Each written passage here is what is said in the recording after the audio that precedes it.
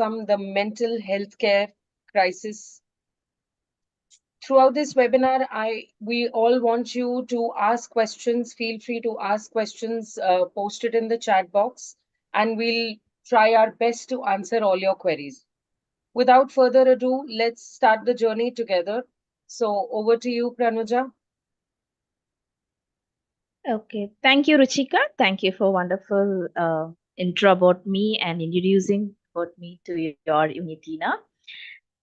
Welcome all for this webinar, and I hope all are fine and doing good in your respective places.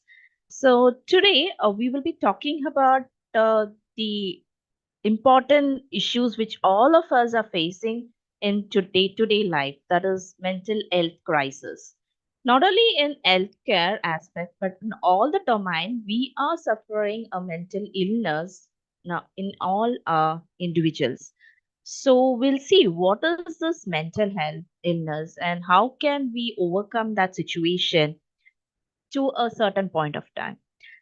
We can't cure the entire mental health because it is in ourself that we have to have get a motivated by ourselves that we have to clear out our illness or mental ill. So the mental health is also as important as like how we take care of our physical health. So, for physical health, what we do, we go for yoga or we go for meditation. We have a proper diet. When we put on weight, we reduce our weight by doing all such kind of activities. The same scenario, not exactly, but somewhere related, we apply even to the mental health to overcome the mental illness. So, we'll just see what is mental health definition and then we will keep moving on one on the other slide. Ruchika ma'am, could you please share the first slide for me? Sure.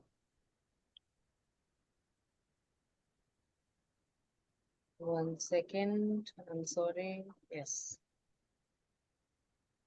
So in this today's webinar, we will be discussing about support healthcare workers mental health during epidemics. So we have come across the biggest epidemic challenges from the year of 2019 that we were suffering with COVID. The entire globe was undergoing a COVID pandemic. And how our healthcare workers overcame all the situation and how did they manage this? And next is exploring strategies for managing healthcare professionals' well-being. So, how the healthcare professional tried to manage this and how they were able to overcome the situations. And still, there is, according to the survey, they still saying that still the healthcare professionals are undergoing one or the other kind of mental illness or the mental health issues.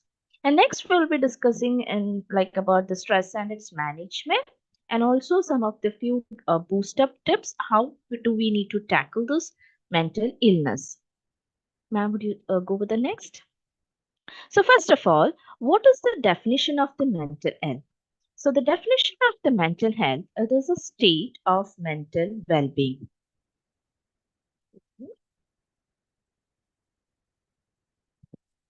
Mental health is a state of mental. So Ruchika, would you please come back to the first slide if you don't mind? Yeah, thank you. So, mental health is a state of mental well being that enables people to cope with the stress of life, realizes their abilities, learn well, and work well, and contribute to their community. So, as we all know this, we would have heard about the mental health in many people's journals or by YouTube or social platform media. Everywhere we keep searching what is mental health, what is that? So it is a state of mental well-being when we are having a able to cope up all the situation, whether it is the low stress level or the higher stress level, and realize what are our abilities to overcome that. Then we will be able to have a proper mental health and also to contribute to the community. So how well we can contribute to the community in the sense of being a well mental health healthy. So, mental healthy is like something like how we take home our physical health. So, as I said in the earlier, in the first session itself, that is like we have to take care of our mental health, how we take care of our physical health. And again, there is something like when we talk about this mental health, there is like it's not a taboo.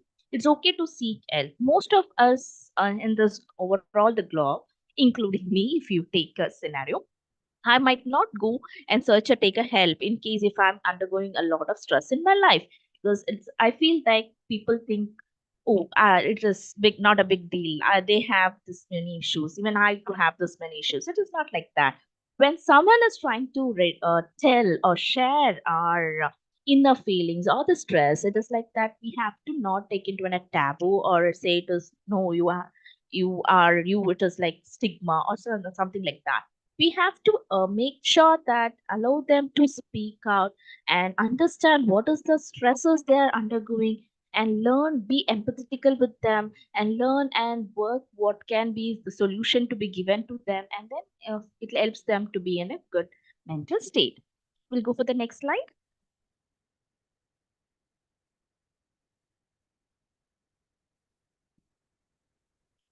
So next is how is this mental health being related into the health workers? Due to this globalization, we had a lot of work-related stress. So, I hope you all agree with this, right? We had a lot of work-related stress from the morning till the evening when we are in the work atmosphere. We have n number of problems and, coming then and there, maybe related to work, any kind of work. If I'm specifically sticking on to the health, we might have to take care of the patients, and we have to give proper medication care and all this. So uh, this is a kind of a globalization which is added to the work related stress, and that is like we have to always convey the care what is given to the patient to the higher officials, and the stress which is coming from there. This kind of stresses are related to the work. The next one. And 1 in 5 at work faces mental health conditions, and people hide mental illness due to job discrimination fears. The next, stigma and awareness gaps in the workplace equality. So, the first one I've told. The second one is like 1 in 5 at work faces mental health conditions. So, you would have seen your colleagues or we ourselves when we work, and at least 1 in 5 would have this mental condition, but they are not ready to open up their mouth, or they're not ready to tell their feelings or share. Because why? Because they have feeling like a job discrimination fears. Once they come to know that they have some kind of a mental illness, or they feel like not very comfortable, they say that my if my colleague comes to know that I am suffering with a kind of in mental illness, or I'm very down, or not, mental illness has a different kind of an aspect for like anxiety or depression. If they say that I have an anxiety, I have a kind of an OCD. So OCD is an obsessive compulsive disorder which is simultaneously related to the anxiety. So if I am having OCD and I keep cleaning my cabin or workplace, they feel that I have got some mental illness, so I try to control. So this is what they try to hide this mental illness because of the job description. Next is stigma and awareness gaps in the workplace quality. So as I said earlier, because of this mental health problem, there is a chances that they have this stigma, like or they have whether they feel it very equally in the job place, or they say no, you have some mental issues, so your health is not okay, so you need not to do the job today, let the other person do. Even though that person is able to work out on that, and even though that person is able to overcome all the task which is given to them, but still they're saying that no, you can't handle. So this is why, this is how they put you down, or they put them that people down when they say they have this mental illness. We'll go to the next.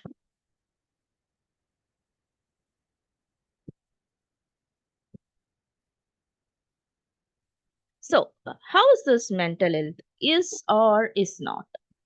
Right? So, is it can be real, sometimes it can be critical, sometimes it might be important for all. It is linked to one's physical health. When we have a mental illness, we don't care ourselves, we don't bother about our appearance, our attitude, or how we take care. When we are, for example, if I'm stating it in very clear manner, for example, if I have dressed up well today, that doesn't mean that I don't have any mental illness, and that doesn't mean that I have a mental illness. So it's like 50-50.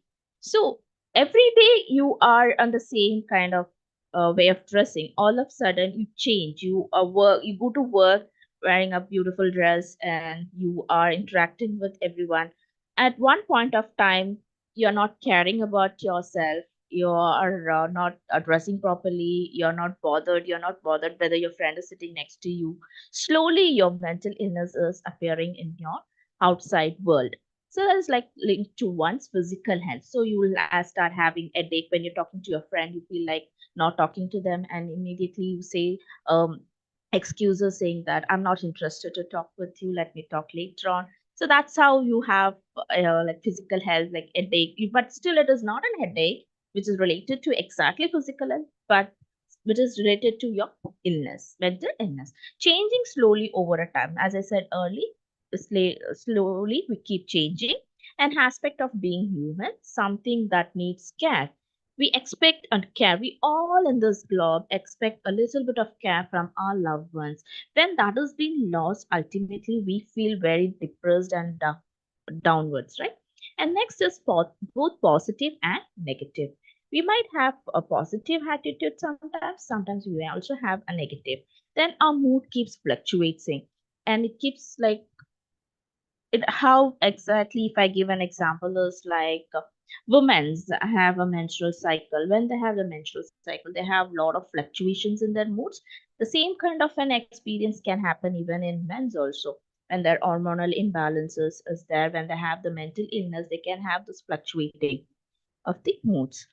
That's called as mood swings. Then complicated, it'll be very difficult to understand what are they really undergoing right now. Then is not, it is not all in your head. Mental illness can happen to anyone. So it is not in our head. It is a sign of weakness. It is just a sign of weakness, a taboo, something which is negative, something you choose to have, something that is you choose to have, that is we ourselves are making ourselves complicated. That is, we are not trying to overcome that. We are just putting all the things, stuff into that like a popcorn and popping out all the popcorns out. So that is something we choose to have and something to think about only when everything feels broke. So when everything is being shattered in our life, we think about that nothing, everything is gone. So we totally get shattered throughout our illness, mental illness. And interchangeable too with mental illness, constantly feeling good. Sometimes we feel very good, sometimes we feel very sad. Something you can snap out of or manipulation. You make a lot of manipulation. You try to avoid the like what do you call like people, the surroundings or the society. You try to avoid. You try to be away from them. This kind of things is like whether is or is not. So mental health is can be a real. It may be critical, important for all, linked to one's physical health, changing slowly over a time, aspect of being human, something that needs care, that everybody is needed of care, both positive and negative, fluctuates and complicated.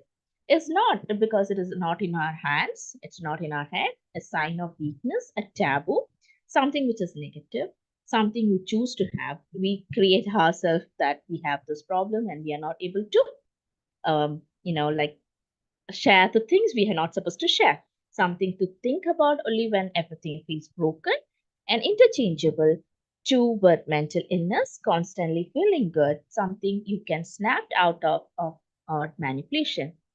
Ruchika, we'll go with the next slide. I hope everyone is able to understand what I'm dealing with right now. So, is it clear? And if it is clear, just raise your hands in your chat box. Um, because I just want to know, because all of us and over the globe, we are suffering with mental illness.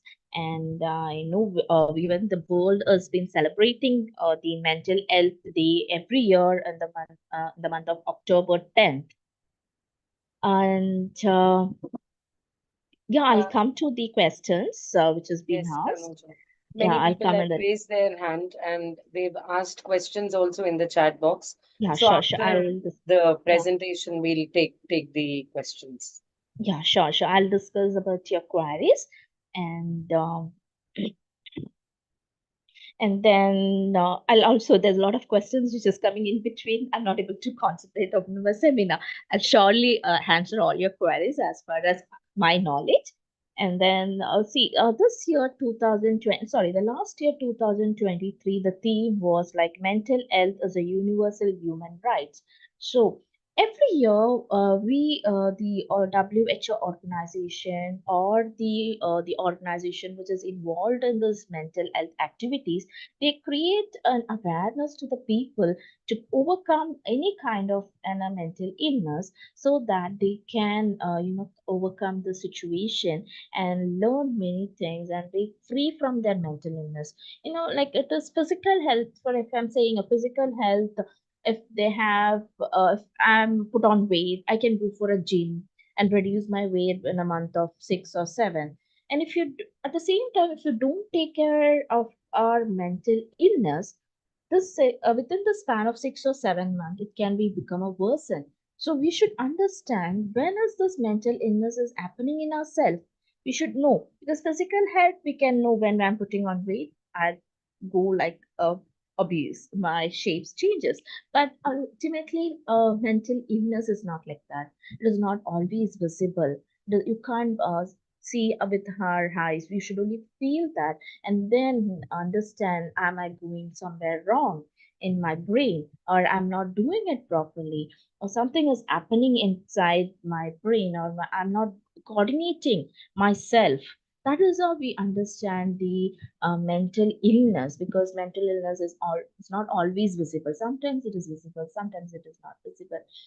Like when we talk about the psychiatry itself, there's a lot of things which comes under the mental illness, like anxiety, depression, hyperactive, then schizophrenia, delusions, this kind of thing which goes to the extreme level. Then they land up with the bipolar disorders, schizophrenia, or they go into the behavioral disorders. All this comes to the ultimately. So when we people able to understand initially, or understand what is our life is going, where is our life is going, step back and think, am I doing it right, or am I doing it on a right path? Am I happy today? Am I being a very extroverted, or am I becoming an introverted, or am I laughing a lot, or I'm not laughing, I'm a normal, or am I doing it well, I'm thinking creative, or I'm having an anxious thought, I've got a little energy. And sometimes people even cry alone. We all tend to cry alone, but to a certain point of time, this crying alone also goes to the mental illness, when unnecessarily we cry for even for the silliest matter which is happening around us.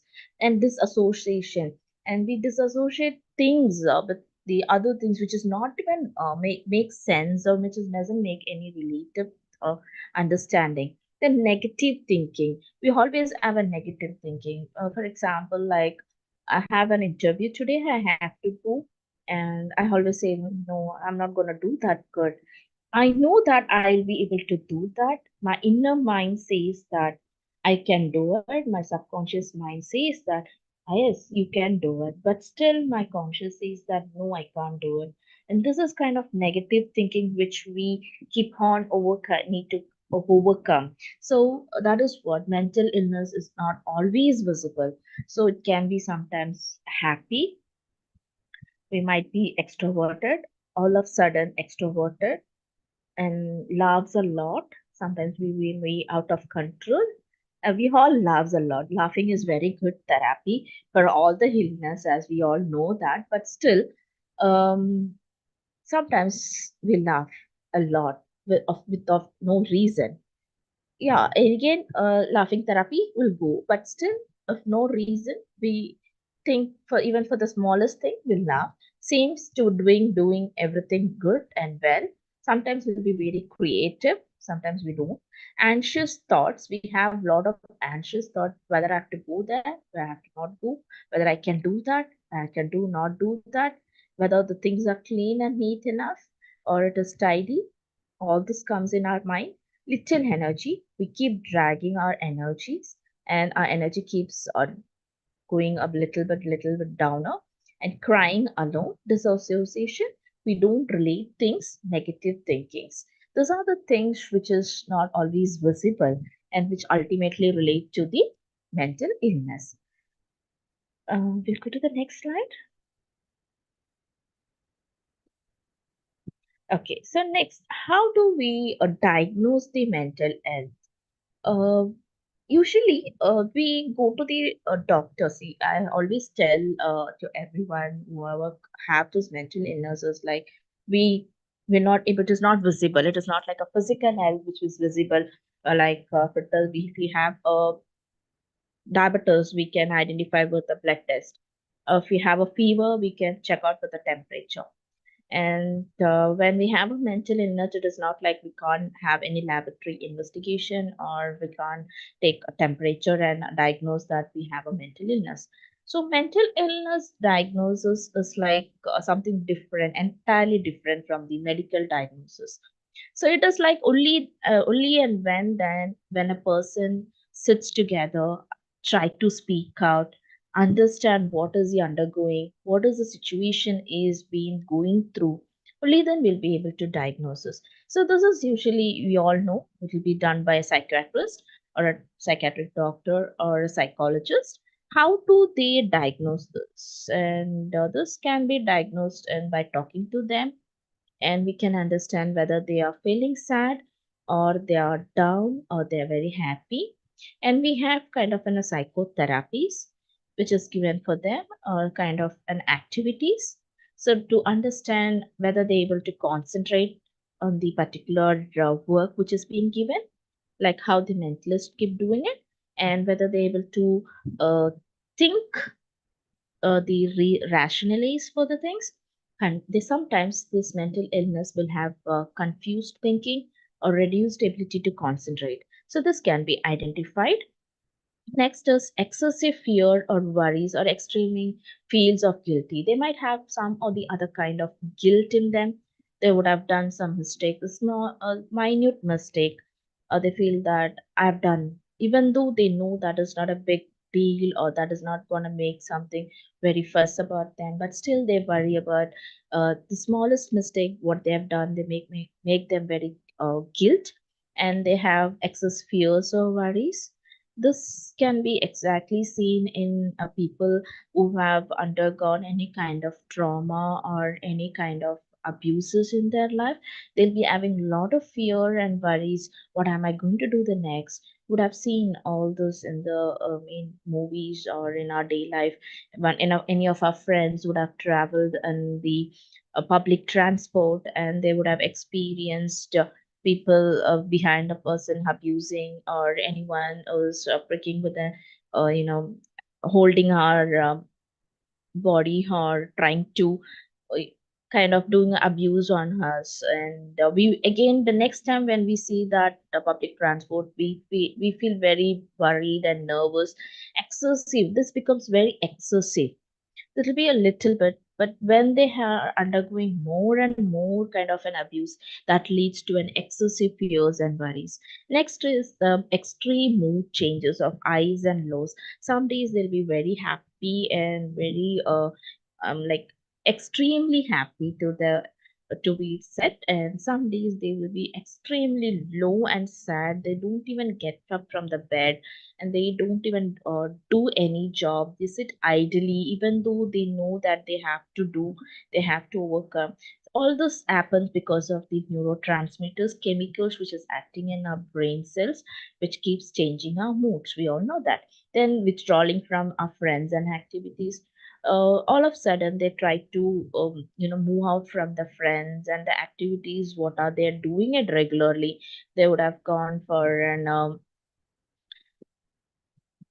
like They would have gone for trekking or partying or any kind of movies, weekends. Usually we all do that. Sometimes this happens is like the ulta, the other way. They totally come out from the friends. They move out. They block all their friends. They move out from their activities. They sit idly. They say, I'm not good. They relate this mental illness directly towards their physical, and they say, my head is aching. My body is aching. I can't move. I feel that my hemoglobin level is very low. I feel that something is happening in my body. Exactly, this is not something is happening. That is because something is happening in our brain or in our mind, that neurotransmitter chemicals is getting changed frequently, and that is how that is a point of time where you have to understand that we have getting some mental illness in our self, and try to get immediate treatment for that scenarios instead of getting treated for the physical health. So what happens is, when we have all this and when we try to have a significant tiredness, and then we have other loss of concentration problem, we go to the doctor or a physician. So what they say that, okay, you have a body ache, take a paracetamol. Do you have a tension? They immediately ask you, do you have some tensions? Are you not getting sleep properly? Do one thing, do take a meditation, go for a meditation. So this is the other part of the how to manage the mental illness.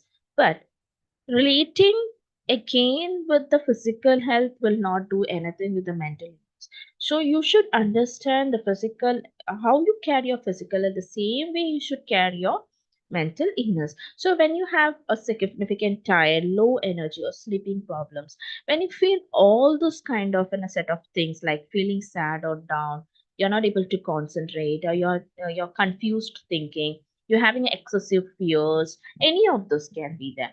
Extreme mood changes, or you are withdrawing your friends, or you're withdrawing from your activities, or you're feeling very low energy, or you have sleep problems, immediately try to get in touch with a psychologist, and then get to know what is exactly, or try to share your things with your friends or your beloved, so that you will feel more relaxed and you're able to get a solution out of it.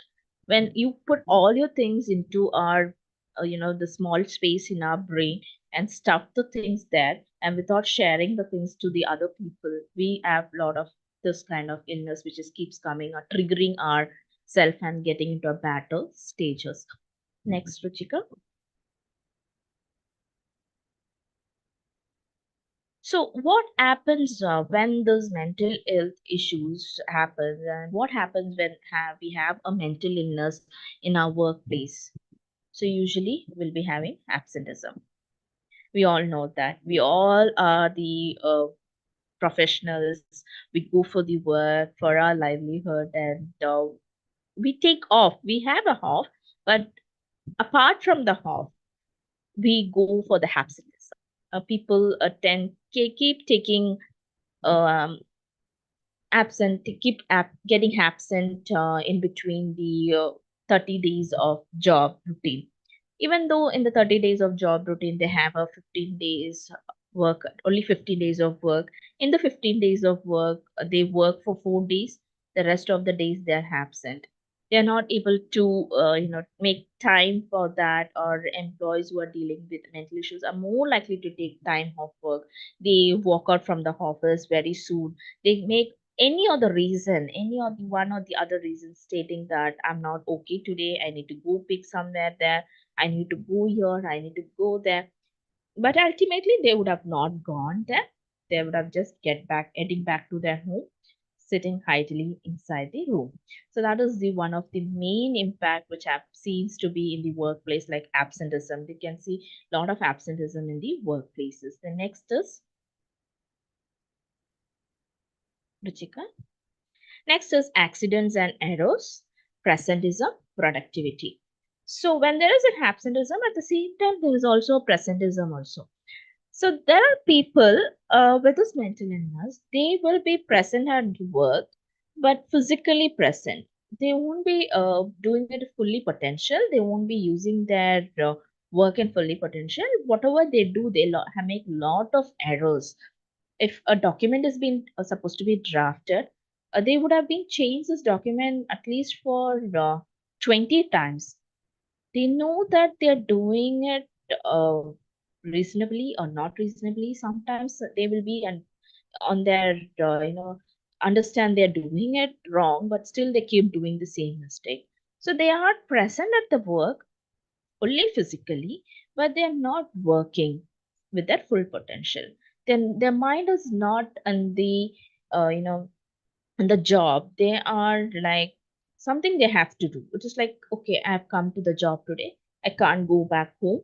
My family will be asking me the question, because they're like hiding the things. They have some problem with them. They are not trying to they're not able to tell them to the others or share it to the others, but they don't want it to tell know others also.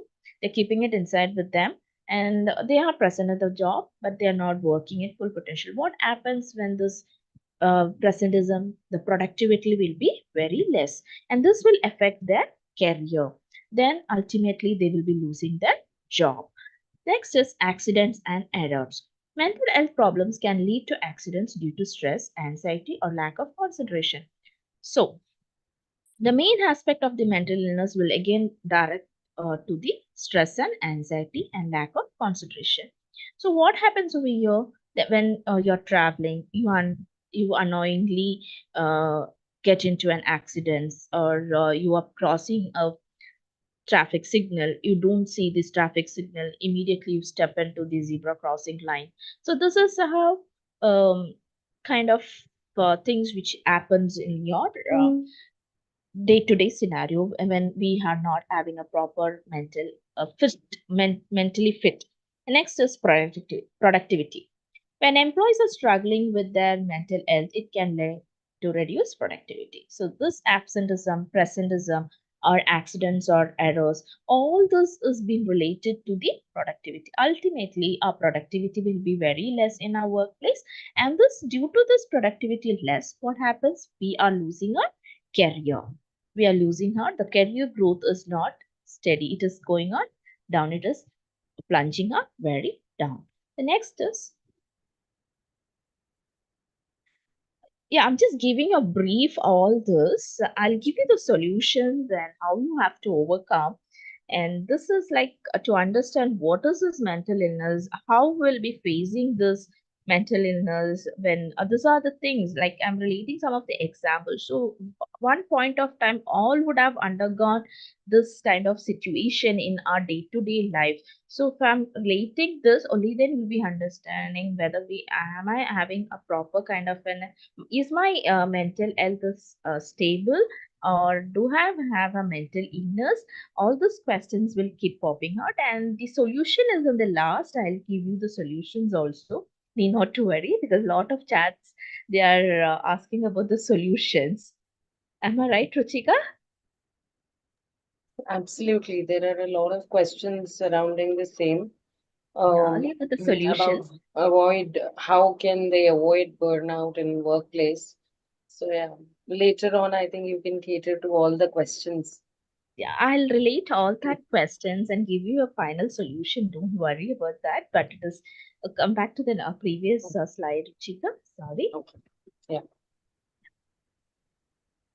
So, according to this survey, which has been done by our Champion Health, the barriers of making mental health changes in 2023, they were conducting a lot of survey. In that, they asked what is the exact problem, why the people are having this mental illness or the mental problem illness. So, most of the 47% said because of the willpower. 43% said it's because of the lack of time we are not able to overcome that. 33% said it is because of the work commitments we are not able to concentrate about our mental illness or mental health.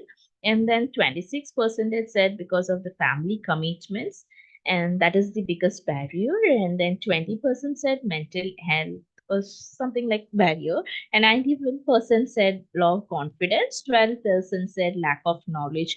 Many are not aware of how to overcome the situation or deal it. 11% said it is because of lack of support, and 9% of people said it is because of finances. This as ultimately we are having a stress and anxiety, and finally our mental health is shattered. So we'll go to the next slide. So, according to the Mental Health and Wellbeing in 2023, around 60% of people are suffering with anxiety. That is, they experience least mild symptoms of anxiety to the highest level of anxiety. And around, please be the back, Ruchika, backslide, previous one. Yeah. And around 76% of people are undergoing stress, that is from the moderate to the high level of stress, and the 56% of people are undergoing depression, that is mild symptoms of depression to the extreme level of depression. So you can see which is standing the highest. The standing of the highest is goes to the stress. So they are the award winners in our day-to-day life, that we all are undergoing one or the other kind of situation, which is stress. And this stress, when we are not able to control or when we are not able to overcome the stress, what happens is we have the anxiety and we land up into the depressions. Okay, next slide, please. So, what is the current state of mental well-being in the work then? So, our current well-being, state of mental well-being in the work is like 51% of staffs are feeling stressed at work and even feeling burned out. So we all know, and there are a lot of questions how to overcome the burned out and the stress at work. Yeah, that is like 51% are still having a stressed out at work and are feeling very burned out. So we'll get a solution, don't worry. In 2020-21 and 2020-22 survey, they say that 1.8 million workers had work related illness, that is, including 914,000 with stress, depression, or anxiety. So, this is a number where people suffered with stress, depression, or anxiety. And in 2023, 67% of employees faced moderate to high stress level. They had a moderate to an high stress level. Around 67 people were suffering in the survey of 2023. 23% increase in employees were experiencing financial pressure. So financial pressure is also one of the biggest, you know, pressure or the which is burning out every day and which is causing a stress to the maximum. And 19% of employees have a current mental health diagnosis. Out of all this 914,000 with people who are suffering with the stress and depression or anxiety, only 19% of people or the employees have been diagnosed with the mental health. The rest are still hiding their mental pressure or the mental illness among with themselves.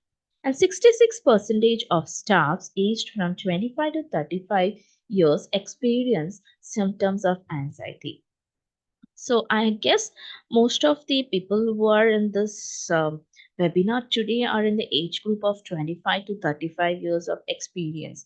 This is the age we are running for grabbing a career, stepping into the ladder to the topest position. So this is where we have a lot of anxiety, and this is where we have in this age group we have a lot of pressure, stress. So I hope you would have understood 66% of staff aged around 25 to 35 experience symptoms of anxiety. They're very feared out, they're worried about what will be the next their life, or what will be after a downline of 40, or what will be when I am on 50s. So this is the anxiety prayer which is happens, keep on happening.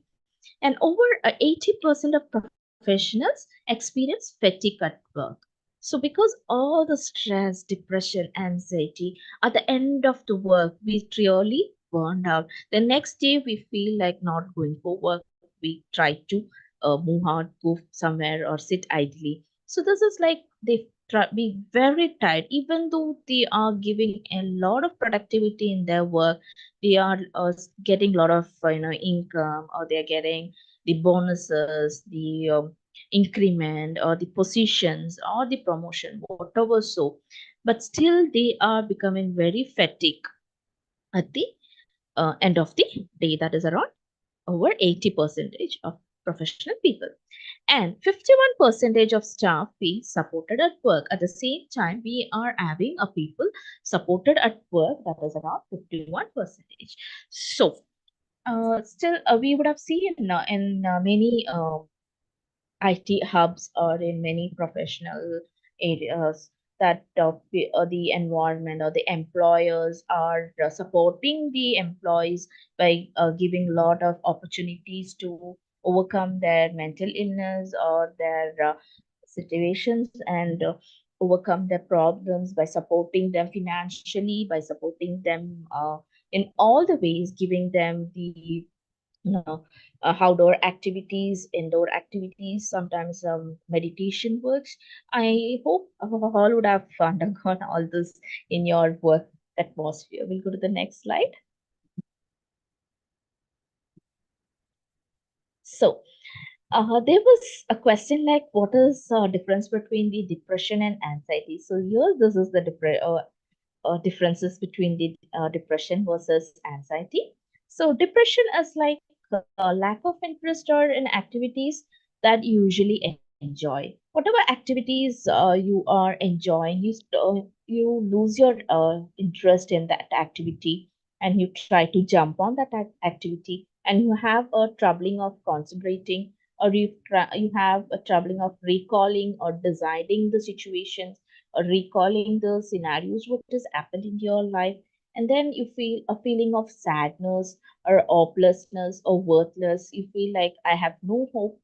To put in an example, like saying that someone has got a very good job opportunity to go on abroad, and ultimately because of some financial crisis, they're saying they're not able to go, or they would have not cleared the interview, in spite of having attended many interviews, and in spite of attending many kind of other job opportunities also, but still they are always coming down. What happens is they are trying to lose their hope. So ultimately they will land up into the depression. They say, how much ever I try, I'm still on the same sinking the boat. I'm still in sinking the boat. I can't overcome the situation. So I'm worthless. I'm hopeless. I'm sad. I'm always, I can't do this. They keep saying the word, I can't do this. So this is the stage where they are entering into the depression. They have a fatigue despite sufficient sleep. Even though they have a lot of sleep, they are sleeping for 8 hours or they're sleeping for 10 hours, but still they feel like very fatigue. Fatigue is like a tiredness. They feel very tired, and they feel like not even stepping out of their bed, or when they walk for 5 kilometers, they feel very drained out, even in spite of having a lot of energy, in spite of having a healthy diet or healthy food, but still they feel like they are very tired. And next is loss of appetite or increased appetite and weight gain. Usually, what happens is in depression, what we have, the first situation is either we go for the loss of appetite. Loss of appetite, we don't feel like eating at all. We skip our meal, skip our 3 day, at least one time a meal. And next is increased appetite. Sometimes we'll have increased appetite in this depression condition. What we do is we eat whatever we feel like. It's no matter whether we like it or we don't like it, we keep on ordering the food. Next is we have a weight gain. Automatically our hormonal change imbalances takes place, and we gain the weight. Sometimes they say I don't eat anything, but still I'm putting on weight. But there is a chances of having the other kind of an symptoms, that is which has been said earlier. Then they'll be having irritability. They'll be very irritated even for the minute things around them is happening. Anger or frustration, sleep disturbance. They'll be very angry. You go call them, immediately they'll not respond. They'll be very irritated. They ask you question, why are you calling me? I'm not in a mood to answer your queries, or I'm not interested in talking to you. They'll be frustrated for even for the minute issues like if they are not able to get in the bus or the public transport on the time what they are expected, they'll be very frustrated. So it is like usually we get frustrated when we are not on it on time on a place, or we get frustrated when someone is giving a hope and we are not overcoming that. We get that frustration. But in the case of depression, it will become little more extreme. All this will be there in a normal condition. Don't get it confused. When I'm having a lack of interest, that doesn't mean that I'm going into a depression. We will be having a lack of interest in activities and troubling in concentrating, feeling sadness, hopeless, worthless, fatigue, loss of appetite, all this. But but the thing is that it will be to the extreme level. Only then that leads to the depression. The normal kind of thing, with this a range like 0 to 10, there is a range. When you cross around 5 range, then it is like you're slowly stepping into the depression stage. 0 to 5 is a normal. Every day we won't be having a interest in the same activities what we do. Today I like to play table tennis, but after a month I'm not interested in playing table tennis. That doesn't mean that I'm going into depression. So I'm just changing my routine. And today I'm concentrating on the class. After tomorrow or day after tomorrow, if there is any other classes on something topic which is I'm really not interested in, that doesn't mean that I'm not concentrating on it. So don't get confused. So depression, when the ranges go above the 5, only then you're reaching to the depression stage. And increased appetite again will be having. I'm a food lover. I eat a lot. That doesn't mean that I'm into a depression. So that is also a point of talking. So loss of appetite. I'm not feeling to have food today. I skipped a meal because I'm on diet and I'm having an other substitute meal for it. So that doesn't mean that I'm having a depression. So when this depression happens, the depression happens when this all the symptoms, all this kind of a behavior happens to the extreme from the daily routines. Only then that we have reaching into the depression. Then next coming to the anxiety. Anxiety is restlessness. So we want to go somewhere. Tomorrow is like planning for a trip to some good places, and we will be very restless, right? For arrangements, whether that things are okay over there, whether the room is being booked, will I be getting the bus on time? Will I be reaching on that spot exactly what I'm supposed to be over there? All this will be kind of a restlessness. This is a normal kind of thing. When this becomes extreme, very restless, like I can't sleep today. I know tomorrow I'm traveling to that spot, but still I have a worried that I'll be whether I'll be reaching, whether the climate or the weather condition will be good, whether I'll be getting the public transport on time, whether I'll be having all the facilities over there. That is kind of restless. When this restless becomes extreme level, no, what will happen tomorrow if I'm not able to reach there? What I'm gonna do there if I'm not able to get proper food over there? What I'm not able to do there if I'm not the weather condition of the weather is bad? So all this thought will make a lot of anxiety. What will happen? A heart other symptoms like our heart start paining. So it is like a panic attack, and immediately we say that, oh, my heart is paining, I've got a chest pain, I'm feeling like I have a heart attack. No, that is not. So, anxiety will make a panic attack. That doesn't mean that we have a chest pain and we are leading into an heart attack. Don't get confused again. So, when you have an anxiety, when you are restless, when you're feeling like you're passing out, or when you're having a tightness, chest pain, pounding heartbeats, when the heartbeat is very faster than the normal heartbeat, hot or cold flashes, sweats and chills, and dizziness, instability of feeling fainted, muscle tension, fatigue and low energy, sleep issues like insomnia, night terrors and restless legs, poor concentration and trouble making decision, irritability. All this will lead to the anxiety. So those are the signs and symptoms. But the same signs and symptoms can be even in when you are having a cardiac attack, or when you are having any other kind of dehydration, that doesn't mean that you are into an anxiety. So that is your physical health problem. So how we can understand, or how we can identify this is something related to a situation. When you, I said earlier, when you are planning to travel somewhere out and you are not able to sit quietly thinking about the travel, or when you're not able to understand, okay, nothing is going to happen, I'll be reaching safe, the climate is going to be good, whether it will, even though if it is not going to be good, I can manage. When we don't think, take the things in a positive way, and when we are having worried about many things in that travel, we have all this kind of situations undergoing in our physical health. So that is exactly an anxiety.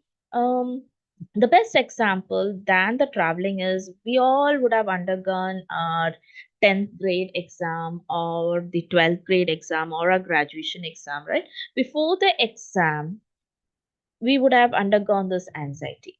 Like, even though we have studied, we know that we have prepared, we are like, we have prepared, we have know everything, we know all the answers, but still at the end of the day, before we go to the bed, we'll be very restless. We'll be like we'll be keep on telling to our parents, my chest is paining, I'm feeling tightness, I'm feeling sweats, I'm feeling chills, I'm feeling like my temperature is rising. This happens to me even though I am studied well, prepared well, but still I feel sign of an anxiety. So when this anxiety goes to the extreme level, then you will have a OCDs. Like, we'll be keeping on checking on whether everything has been ready. We keep unpacking our backpacks.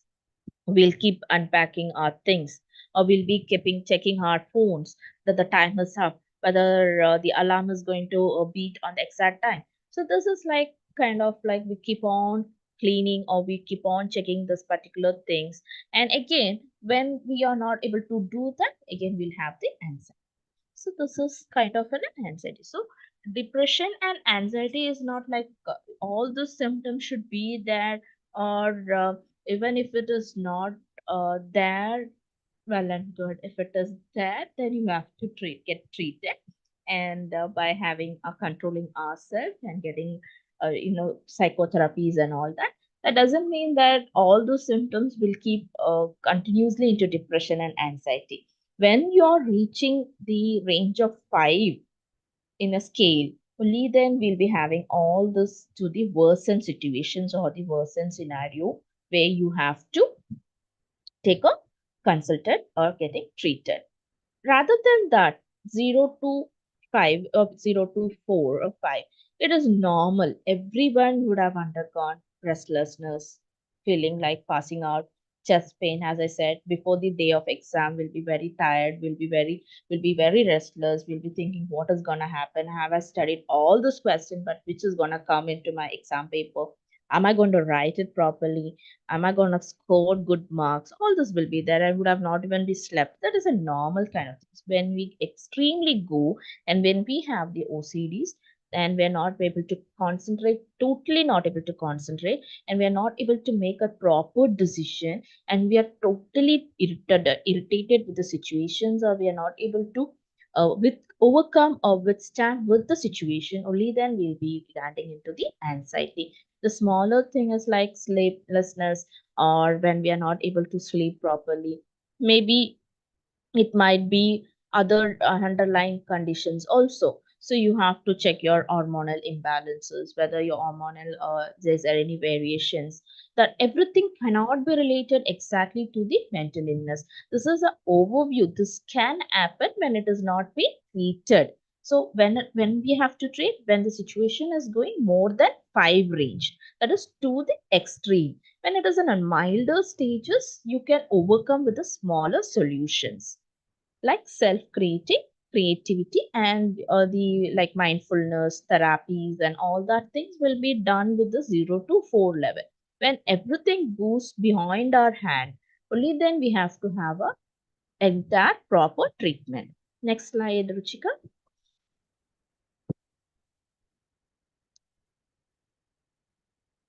Okay, so next just say what is the difference between the anxiety and depression. This is the symptoms. Okay, So around 40 millions of adults have the anxiety disorders, and it is very common. Everybody would have undergone the anxiety and depression in one or the other point of their lifetime. And so, what will be the symptoms? What kind of symptoms you can see in depressions? In depression, you'll be having like guilt, loss of interest. This is to the extreme, okay, not to the lower level. When we are going to the extreme level, only then we'll have all those kind of symptoms. That is away from the range of five. Then sadness. The every time the person will be very sad, and then excessive sleepiness, insomnia, loss of appetite, loss of concentration, and then anxiety symptoms will be restlessness, sweating, irritability, unwanted thoughts, feeling of impending doom, insomnia, excessive worry. So earlier I discussed what is anxiety and depression. So here I've shown you the symptoms of depression and anxiety. So in the depression symptoms, when it is going to the five range, the more than five range, they'll be having a guilty feeling. Even though they are not done, they feel like I've done that mistake, that is my mistake. Even though they know that there is no mistake, they say that I am the person who's created that first, and I am the responsible person, even though they are not having any role in that. And they feel very depressed and loss of interest. They totally lack interest in their situations, and then become sad, and then excessive sleepiness, and then insomnia, loss of appetite, and loss of lack of concentration. So these are the symptoms we can see when it reaches from 5 to 10. And when this coming to the anxiety symptom, they'll be having restlessness, over restlessness. They'll be having sweating.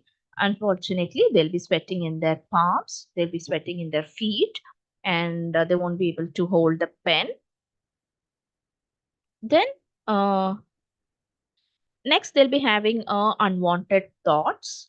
Then they'll be having feeling of impending doom.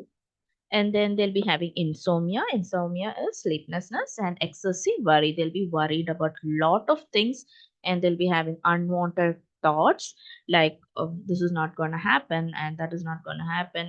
I'm useless. I'm worthless. I'm hopeless. All those kind of symptoms can happen in the anxiety symptoms. Ruchika, next slide.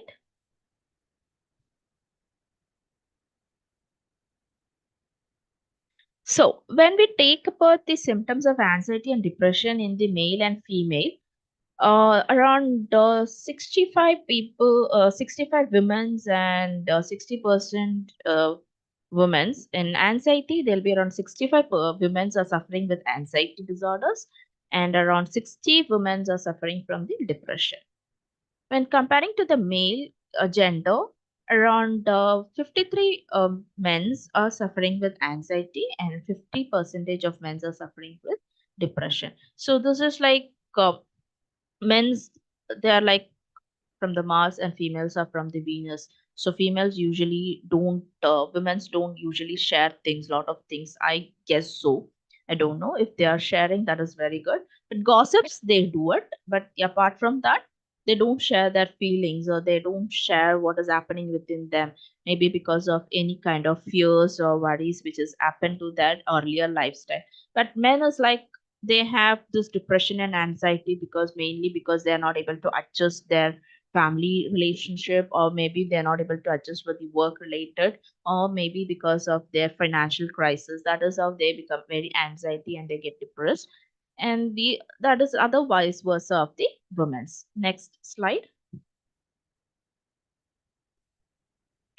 So what are the potential trigger period for a poor mental health? So there are seven factors. So how is this triggering the poor mental health?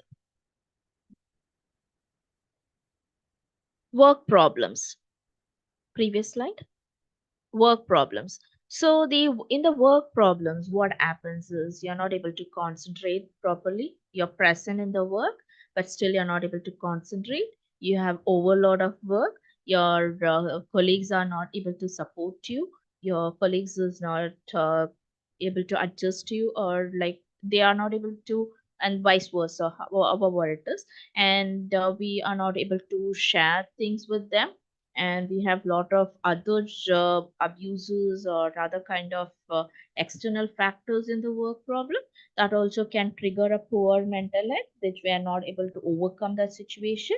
And next is childhood abuse, trauma, violence, or neglect. And most of our childhood period would not be very happier, or would not be very happiest and the normal life. Many would have undergone trauma, violence, or neglected by the parents or by the society, or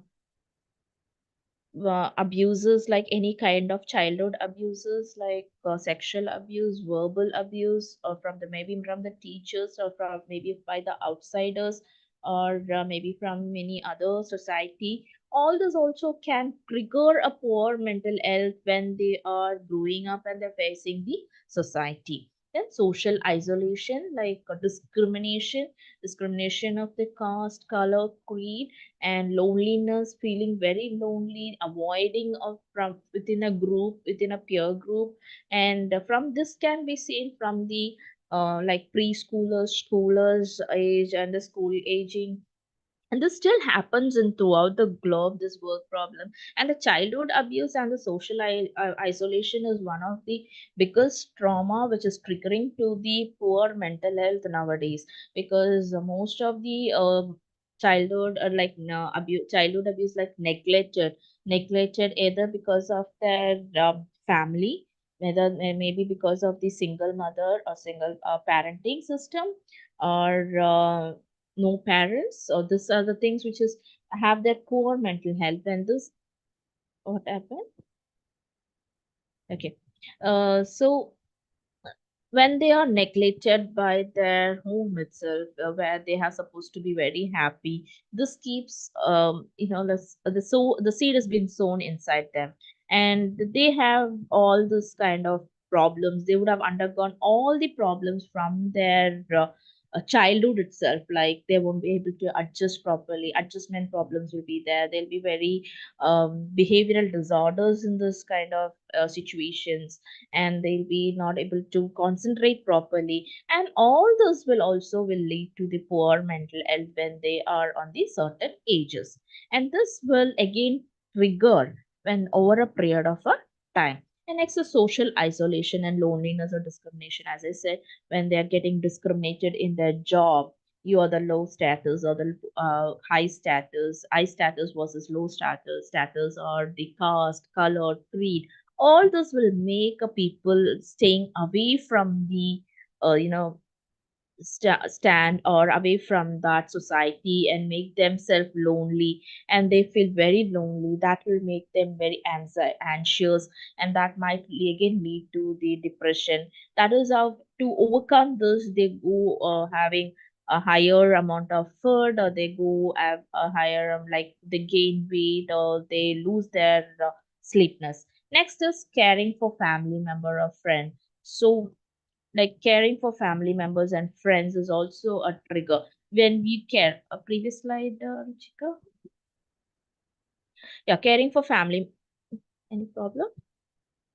Yeah, caring for family members and friends. When we talk about this, we will be caring a lot of the family members and friends to the extreme.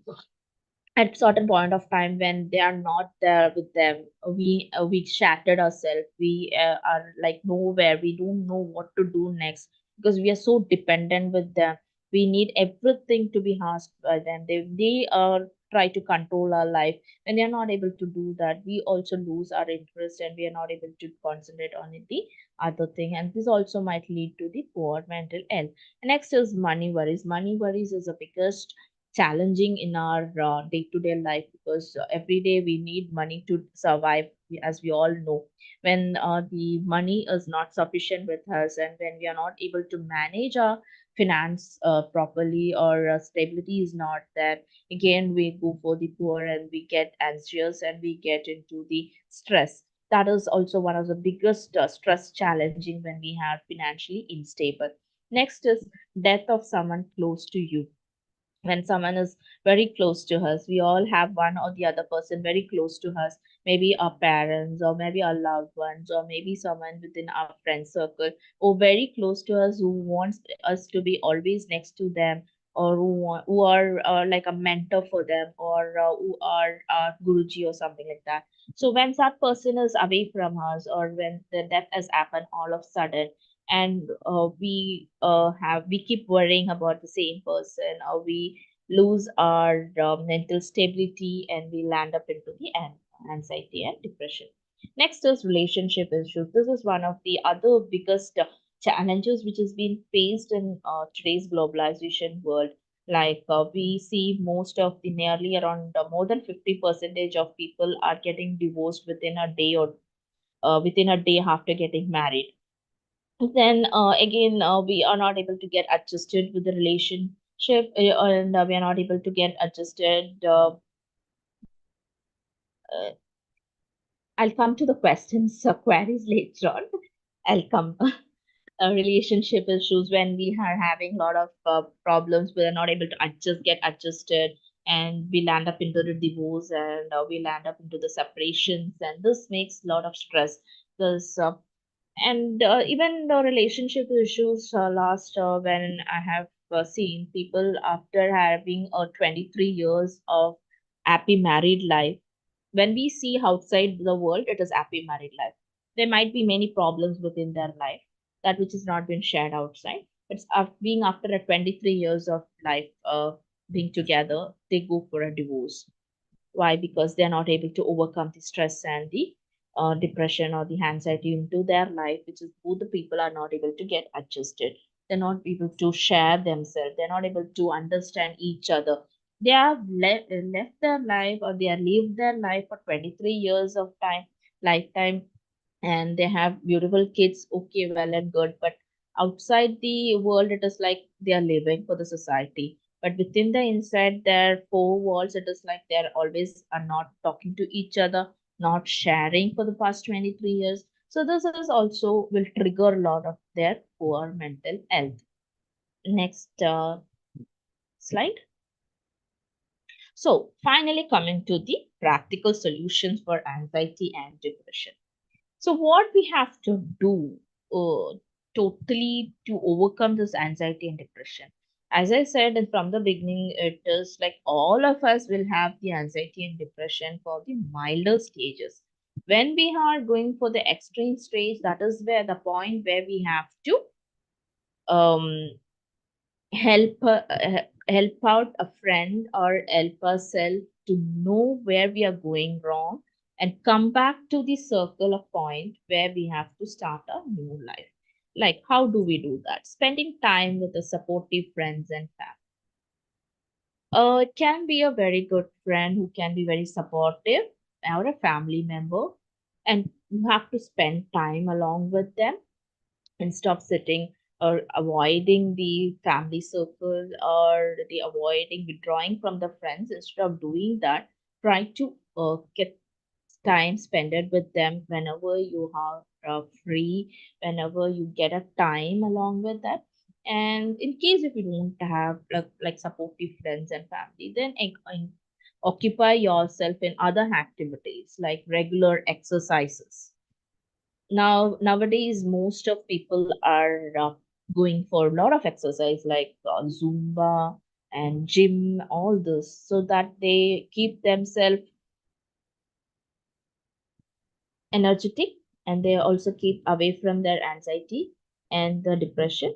That doesn't mean the people who are going for a gym they are having an anxiety and depression. Okay, it is not like that. It is for the physical health also. You go for gym and keep yourself happy, and keep yourself healthy. So when we get involved in many kind of activities, like spending time with the supportive friends and family who can share only a positive thoughts rather than negative thoughts, and who can get indulged in the regular exercise, in getting enough sleep. Sleep is like it's like a circadian rhythm.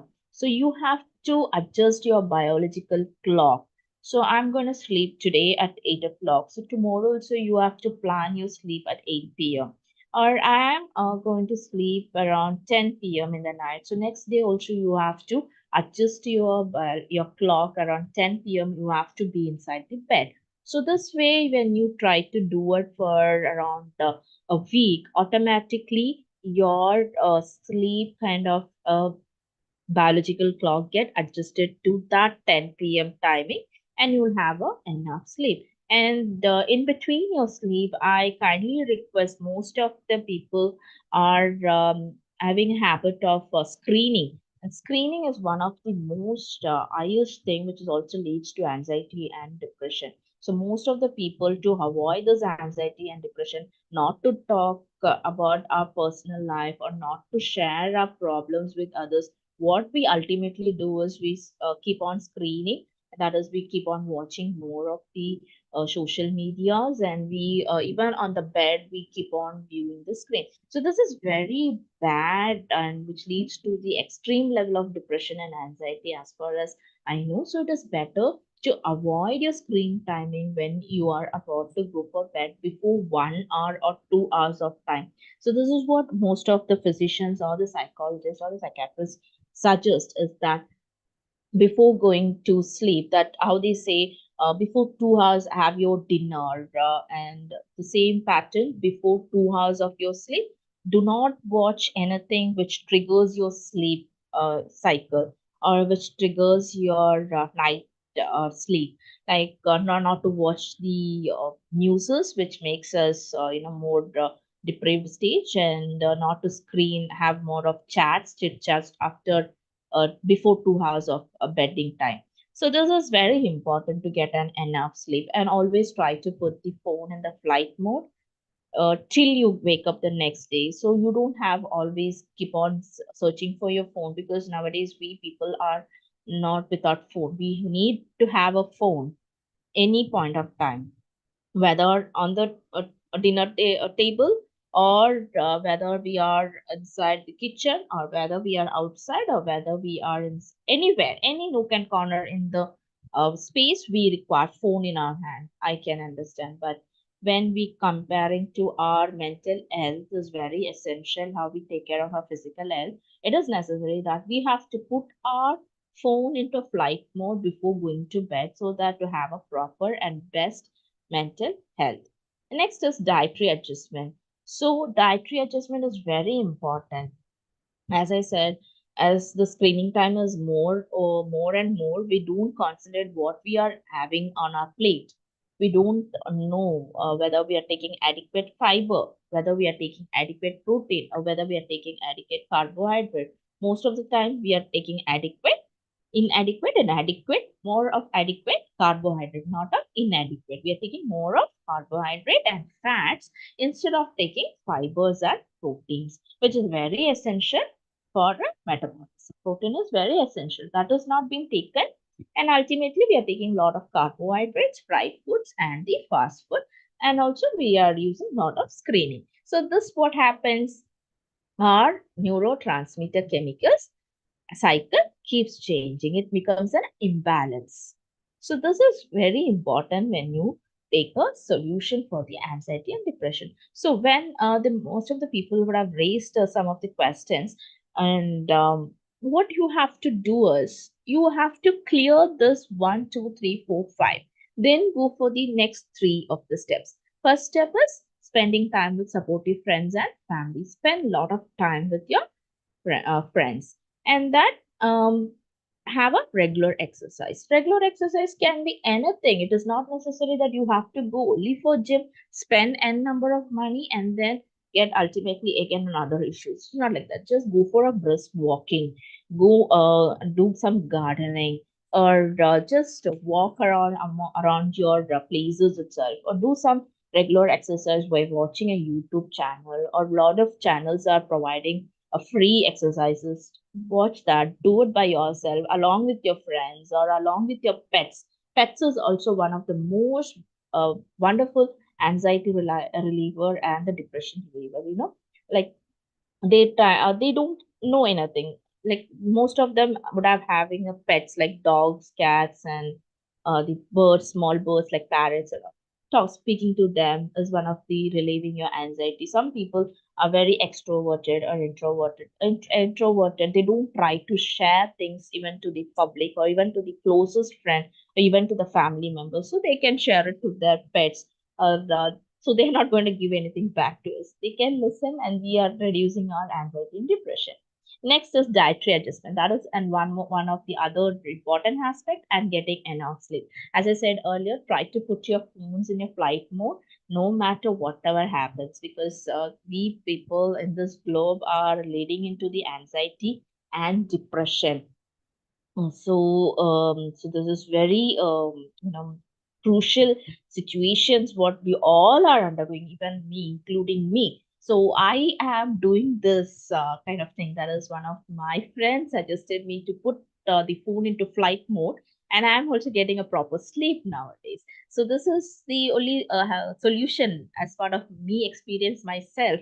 I can suggest you putting your flight mode with more phones, and then getting sleep, enough sleep, and adjusting our biological clock by, if it is 10 o'clock, every day go to the bed by 10 o'clock. Do finish all the thing. And before 2 hours of the bedding or 1 hour of bedding, what you have to do is avoid screening and avoid watching the channels which makes trigger us into anxiety. So we people, some people have a tendency of watching news channel before they go to the bed, and on the bed they dream, or the subconscious mind keep telling about the news is what they have watched, and all of a sudden they wake up from the bed and sit, and nowhere they don't get sleep.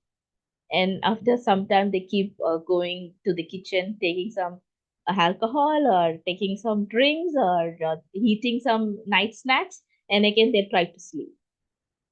So again, they are not able to getting enough sleep. And slowly, what happens after a period of time?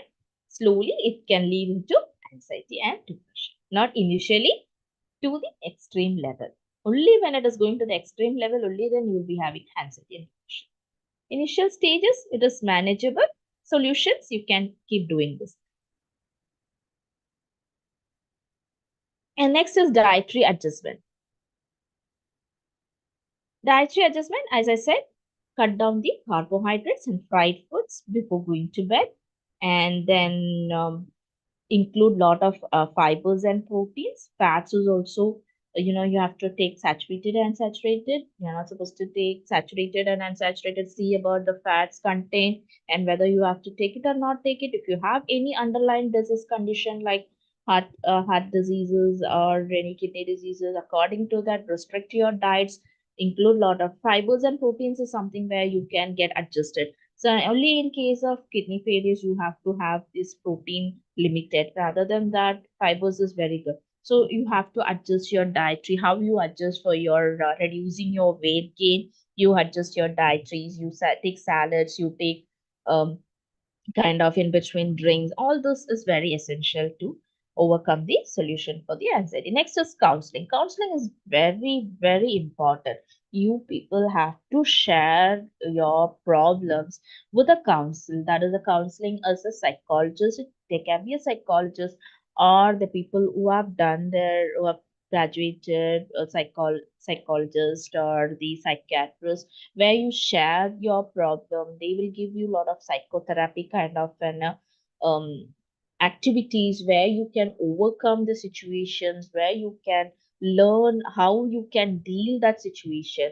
So it is very important when you are feeling that you are some point of time you're going out of your control. Something you can control, something you cannot control. When you are feeling that you are going out of control, please try getting counseled initial stage than getting into a worsened stage. Then come into the relaxation technique. So relaxation technique like yoga, meditation, and all that, mindfulness, having clubs like laughing therapy, all those is also a practical solutions for the anxieties and depression. Next slide, Ruchika. Okay. So they are the pointers. What is stress? So we were dealing about mental illness. We were dealing about the what do you call as anxiety and depression, and then now we coming to the stress. So what is the stress? Stresses. a body's responses. When we have a response within our body and when sense a danger, we all experience stress and need it to function. For example, when we are riding a bike with a speed of 80 kilometer per hour and suddenly a person crosses, all of a sudden what happens? Our body responses, right? Immediately our body, our fingers try to handle the brake, and either we unknowingly we keep our leg in a flight mode. So this is the responses what happens in our body when we sense a danger. So this, when we sense a danger, we respond, our body responses, and we experience a stress. All of a sudden, we'll be very stressed out. What has happened all of a sudden? We never expected a person immediately crossing across our bike which we were riding. So immediately we had a stress. So this is kind of a stress which we are overcoming. So but when stress interferes with our life, it becomes a problem. So this is a when we are traveling or when we are riding. But the same kind of any kind of situation which interferes within our lives, it becomes a problem. Too much of stress for too long can make us illness. Another example is like we had a very good job and our income is more than 2.5 lakh per month, and all of a sudden we had a COVID situation. Yes, most of us lost our job and we were inside the home for almost years. Slowly, in the initial stage, we didn't had any kind of stress. We had only a panic kind of situation. That is panic attack of stress. That is, we were worried, restless, irritable. And what is going to happen? What is going to happen? When after happening all this, when we slowly our income is deprived and our income is keep on going out for the expenses, daily food, and there's no any extra income which has come because we had 2.5 lakh every month and we had saved some amount, and out of that we are spending, and ultimately one point of time everything is closed down has been happening, and then we are running out. We had underwent lot of stress during the situation. I think all would have remembering this. And what happens automatically? Our hormones like cortisol or all the neurotransmitters in our body is started pumping out too much. And this is where we are not able to take our stress no longer. So because of this highly stressed situation, many people had undergone suicide. Is, and they had literally killed themselves because they're not able to withstand the stress. Why? Because they're not able to, they don't had a extra income to support their family because worried about that how they are going to overcome the situation one point of time. The other thing was like, will they get that job? And after the lockdown is open, there were many people who had no job literally. They were like no one is having a job and they were like busy hunting for the job, and 10 job vacancies out of that, for the 10 vacancies 50 people are applying and only 10 are there getting into the job. Rest 40 are out of the job and they are literally got they don't have a job which they are doing it earlier, and this has made a created a lot of stress in the people life, and many have killed themselves to not to, because they are not able to overcome that situations. So when the stress become very too long and which they are not able to overcome or manage themselves, this will become an illness for a self. So if unaddressed, what can happen? If this is unaddressed, when it is not unaddressed, what can happen? It can leads to the depression, anxiety, and our physical health. So down the line, when we take our best example is COVID. pandemic itself is the biggest example that all the people over the globe underwent the biggest stress which we never expected in our lifetime before the before the decade, because many people would have our forefathers would have experienced the stress, but after our forefathers the stress which we experienced rather than tsunami and everything was the biggest thing is the COVID, because many lost the job, many had no food to have, no proper health, and again the physical health was also shattered because of COVID. Many people were suffering with the COVID, and no proper treatment was able to provide for the people, and this all was the biggest challenge which we faced, and we're still overcoming that situation. So after this COVID pandemic, many of them are still not able to overcome the stress and stress related issues like depression, anxiety, because they would have lost their family members, they would have lost their beloved and near and dear ones, they would have lost their job, they would have lost their income. Many of the factors would have been triggering this stress. So, stress is something like it's a body response. When we sense a danger or when we experience to the extreme, our entire biological aspect of our body get altered and we become very ill. Okay, and one in six British workers will experience depression, anxiety, or stress related issues because of that work atmosphere. We'll go to the next slide, Ruchika. So, what are these mental causes of mental stress? So, causes of mental stress can be work related stress. As I said from the beginning, and keep on telling the same thing, so it would have been better understood by now.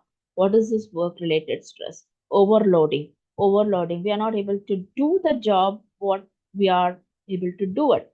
You are getting a targeted. So, you get a target, you have to complete your target of 30 by the month and you're not able to do it because of other anxieties, or whether you have some kind of low or mild or severe anxiety, mild or severe depression, you're not able to concentrate, you're lagging something, so you have a stress ultimately which will land into the stress. Then relationship stress. You're not comfortable with your partner is not able to share you whatever you're expecting, or you are not able to provide whatever they are expecting. There is a conflict and there is no proper kind of an relationship which is happening, and this ultimately will lead to the stress, and where you're not able to cope up things and where you're not able to share what is happening in your own self. The ultimate biggest thing which is the every human being is facing is they're not able to share, because when they share they feel that the other people is trying to uh, insult us or taking us in for a granted. That is the biggest thing that people will never try to share things. Next is financial stress. Financial stress everybody will have any point of time. Then the work related stress, relationship, financial stress is the one of the biggest challenging stress, because most of them are not even though they have lakhs of amount in their pocket, or even though they have lack of amount in their bank balance, but still they'll be having a financial stress. And when you compare it to the lower standards of people or low income people, they'll be having the highest problem which they are facing is the financial stress. Then next is the parenting stress. Nowadays the parenting is an entirely different kind of a scenario which we would be seeing. So, parenting stress is like now does like single parenting or separated parenting, or second the mixed parenting. Okay, so what happens over here is they are not able to take care of the kids properly.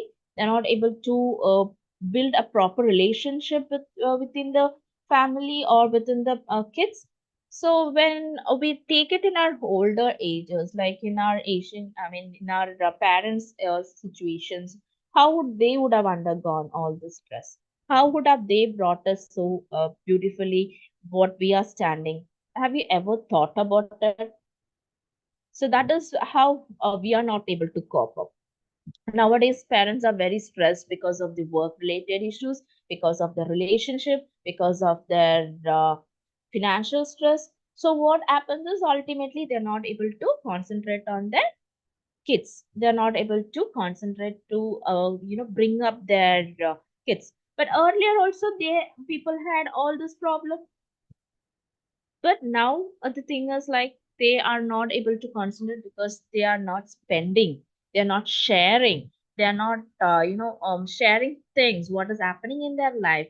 And they're not earlier when we would have seen our parents sitting together talking the entire day for and taking a decision, taking whether it is a positive decision or a negative decision. They talk a lot. They think what they have to do good or bad for the kids, or they think about good things. But nowadays it is not like that. Usually when you see most of the parents, to avoid their stress, they give a phone in their kids and they see you see watch the channels, and the kids don't know what they're doing with the phone, and they keep screening, and they're also landing into the stress. And ultimately parents are stressing because they're not able to take care of their kids properly.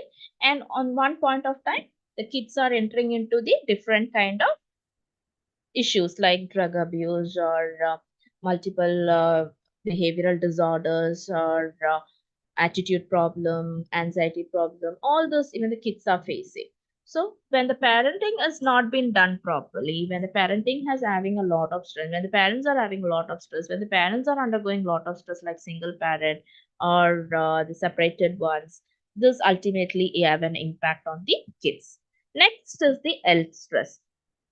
As the health stress is another biggest challenge. Now everybody has got one or the other lifestyle disorders like diabetes or hypertensive or any kind of obesity, hormonal disorders. All this also will lead to the health stress.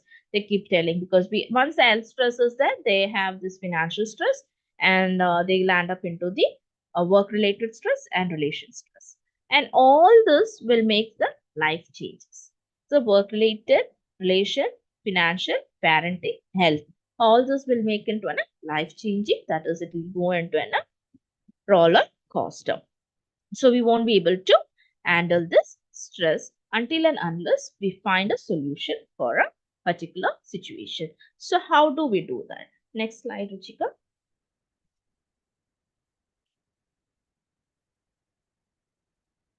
So again, the major causes of the stress is like career concern, as I said, lack of social support, royal ambiguity, and then the organizational changes, rotating work shift, interpersonal intergroup conflict, lack of participation in decision making, then role conflict, work overload, work underload, poor working condition, lack of group cohesiveness, occupational demands. So, career concern. We all are concerned about our career. What is our career gonna be? Where am I gonna be after 10 years? Or what am I gonna do after 5 years? Am I able to do, give a proper life for my family?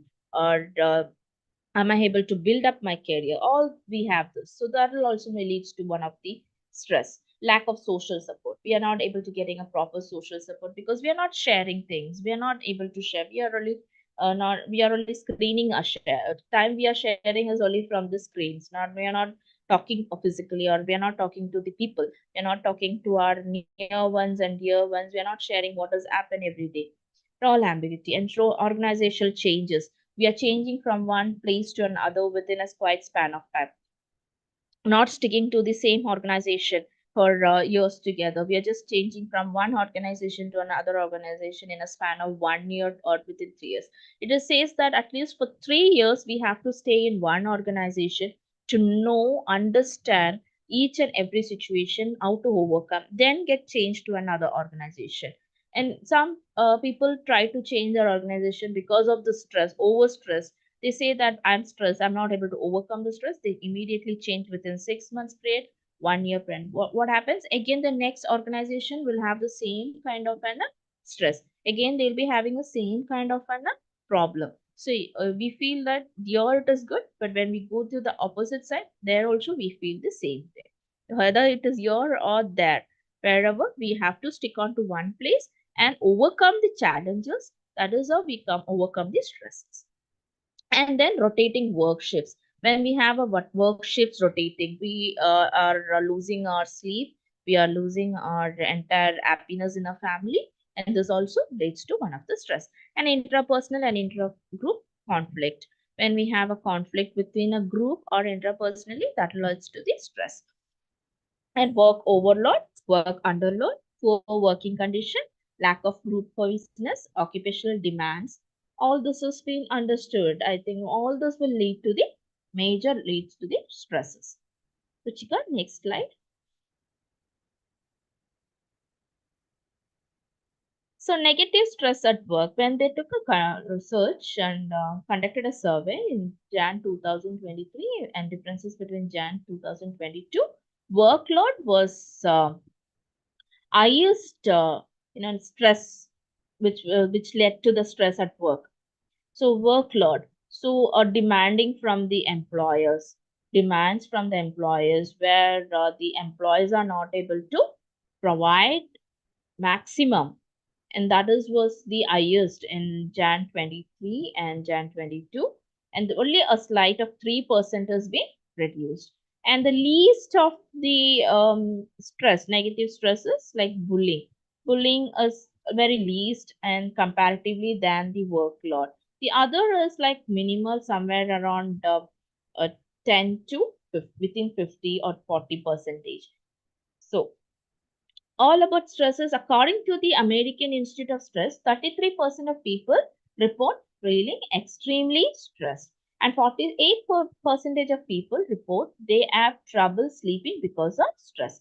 So, because of this high stress, they have people are having a trouble in the sleeping. They are not able to sleep properly, and some of the top causes of stress, because the main top causes is money. We are not able to get adequate money from the job what we are doing, and the work we are not satisfied with the work what we are doing. We are not able to enjoy the economy, lot of taxation, lot of problems which is we have to face.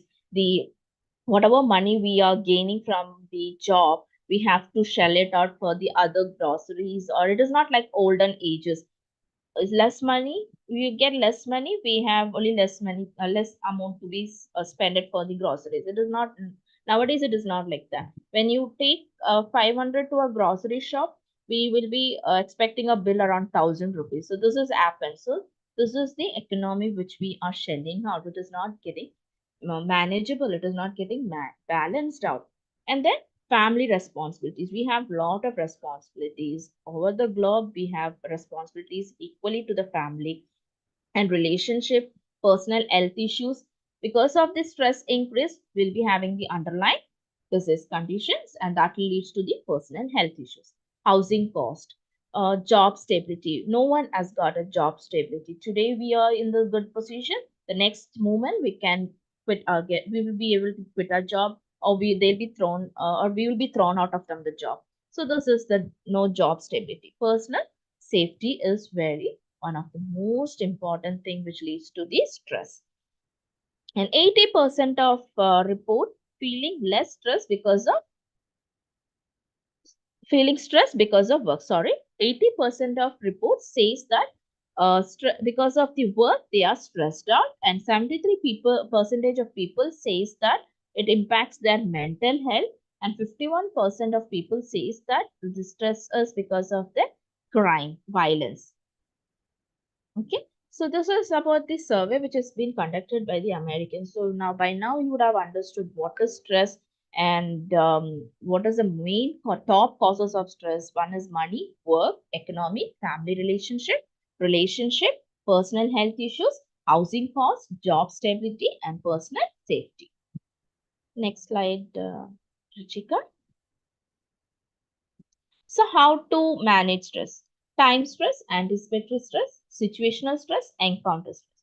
Time stress is like on managers. This is the most common type of stress on the managers they face. The time stress is like they'll be running out with the time, running out with the deadlines, priorities of being late for the meeting, many other things that you have to finish but never seem to have been enough time.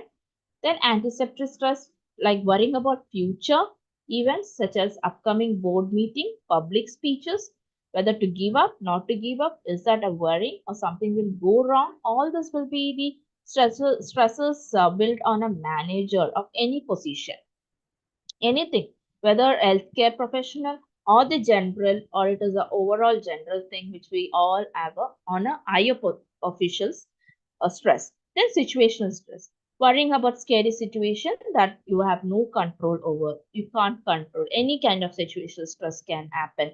Any worrying kind of the employees immediately leaving. The previous slide, Ruchika. And next is encounter stress. Encounter stresses, worrying about interacting with certain person or group of people that you might not like, or you might think they might not be unpredictable. So we have this, we would have undergone this, right? And before talking to someone, we'll be feeling whether that person is going to be apt for me to speak. Am I going to be comfortable with that person? Am I able to convey my point of topic today to that person, whether they might take it in a positive sense or a negative sense. So this is an encounter stress, all those four common type of stress which everyone will undergo as a managers. Next slide, Ruchika. Next slide. So what is the solution to deal with the stress? Excuse me. So we have a long term solution and a short term. In a short term, when we feel stressed out, for example, if you're working on a laptop or if in your office and all of a sudden you have got a lot of deadlines or when you have got a lot of things to be done and it's not completed, just take a walk. Just get up from your chair, go around, take a walk, talk to someone, or talk to a friend. Take a phone, talk to a friend if it is permitted. If it is permitted within your office. Practice deep breathing exercise. Deep breathing exercise is one of the effective exercise to reduce the stress. So they say like when we have like a kind of um, worried, or when we are in hangry, or when we are very frustrated, they ask us to count from 1 to 10, between 1 to 10. We count immediately 1, 2, 3. So that is also kind of an exercise, counting yourself, thinking, diverting your mind, thinking something good, so that it's a short term kind of an solution. And next is use of aromatherapy, using of an aromatherapy, which is now worldwide available, and you can get an aromatherapy, and that makes you a pleasant feeling, or getting a hug from a loved one, getting a nice hug from a loved one. And in the long term run, the solution is exercise regularly, eat well, balanced, eat a nutritious diet, avoiding more of carbohydrates and fats and fried and foods. Then practice mindfulness, practicing relaxation techniques like yoga and meditation. So this is both the short term and the long term solution to deal with the stress. Next slide, Ruchika. In relationship, how can you deal? Remove the external stressor. So the external stressor might be a friend who is digging some problems within your relationship. Remove that person. Try to stay away from that person, or try to ignore the things which we are not supposed to hear it. Not necessary. Remove that external stresses. Get to the root of the problem. Sit and talk. What is the exact problem which is happening between the relationship? What is not able to get adjusted? How you can get adjusted? Sharing and caring. Sharing the responsibilities, caring each other, not getting irritated.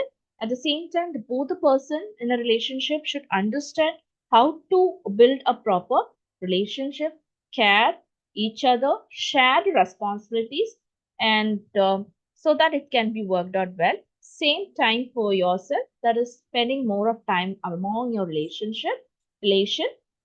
and improving communication skill. Nowadays, like even in the at home, in a relationship, everything is with the texting and okay, yes, no. So Apart from that, it is better to have a proper communication, face to face communication. Then next is the at home. At home in a family, express yourself, what you like, what you don't like, take a action, get organized, get organized to each and every situation what you need to have. Never be an unorganized manner. Create your own space. So each of us will have a space in our family. So never lose your own space. Have a stand on that own space. And in work, understand the experience. Every day is like getting a new experience. Understand the work, try to overcome that, put a balance between a work and your relationship and your home and other aspect, and what you can give the best productivity, try to do that. Avoid multitasking. We all have a tendency that we are multitasking and we try to do lot of multitasking job, which ultimately we cause us stress at the end of the day. Avoid doing that. Instead of that, whatever the job you can do it, take only that role and complete it in a elegant manner. Then minimize conflict, never get confused or never get into a pressure. Get comfortable wherever you're working. Next slide, Ruchika. So what happens when you do all this overall your health? How does this reducing the stress by ourselves helps our health? It leads to a better sleep and it lowers our blood pressure, it improves our digestion, it reduces the muscle tension, boosts our immune system. So when we are in stress, all this gets into an ups and down. We won't have a better sleep. Our blood pressure stays higher. We'll be having an indigestion.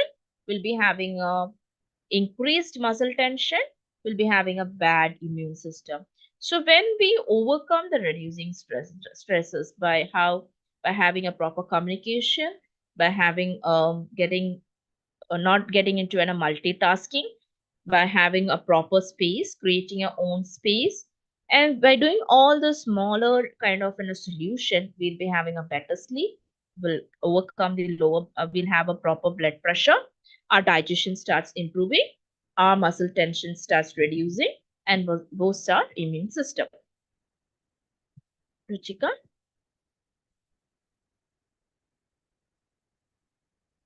So overall, what can be enterprises do to make a mental health friendly in a workplace? So your responsibility, as well as the employee's responsibility, is to get the basic rights. You have to get a basic rights, what to do, what not to do, instead of taking a multitasking. Creating a supportive environment, having a proper environment among your atmosphere in your workplace, that is not without having a conflict, without having a grudges, without having a in supportive kind of environment, supporting when a person is not able to do a job, trying to help them out, and then trying to help them out in complete things. That doesn't mean that we have to lose our space. We have to complete our job at the same time. Invest in leadership training, having a motivational classes, having then and there laughing therapies or training classes for how to overcome all the crises, and focusing on inclusive and providing access to mental health resources like excursions or having an entertainment program, indoor activities, outdoor activities. Then monitoring each and every employee, and evaluating how good their mental health is, whether they are having a best mental health or they have any kind of issues in the mental illness, or they do require any kind of assistance, or do they require any kind of help from the employers. So this is how the enterprises can create a mental health friendly, like monitoring and evaluating each and one employee, then promoting a work life balance, giving them lots of privileges, like not having a rotating work shift. Instead of having a rotating work shift, making them a work shift which is able to use their family life as well as their work without having a disruption between the both, and so that they have a proper work life balance, and creating policies for conducive to growth, a lot of policies to giving a promotions, giving a lot of benefits for them, giving a lot of encouragements, and giving them a space to overcome every kind of situation, giving a pathway to grow in their stand. So this is how employers can give benefits for the employees to have a wonderful mental health in a workplace. Next, Ruchika. So, 10 self care tips to boost your mental health. So, 10 self care tips how you can boost your mental health. So, one has Ruchika, take up a hobby. So, as I said in the earlier slide, we will be changing our hobbies then and there. But still, take up a hobby, get creative hobby, create a routine. Like waking up at 5, doing from 5 to 6 exercises, or having a going for a walk, or spending time with pets, or having some kind of an activities. That is in one, creating a routine, eating a healthy food, take time to relax.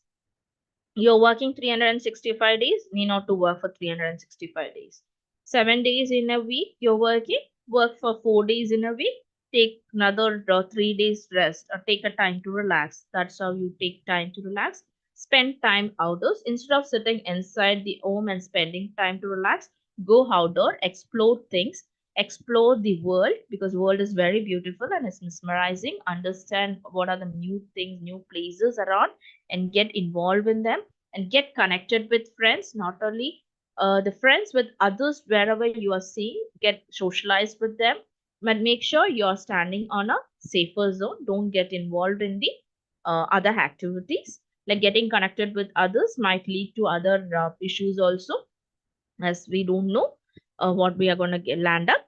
So be careful with that. Exercise regularly, get enough sleep, say no when needed. When someone is insisting on that, you have to do it. When you're not willing to do it, say immediately no, I can't do it. No point whether they are liking or don't liking it. That is not a matter of your problem. It is a matter of their problem. Say no when it is not needed. Focus only on the positive.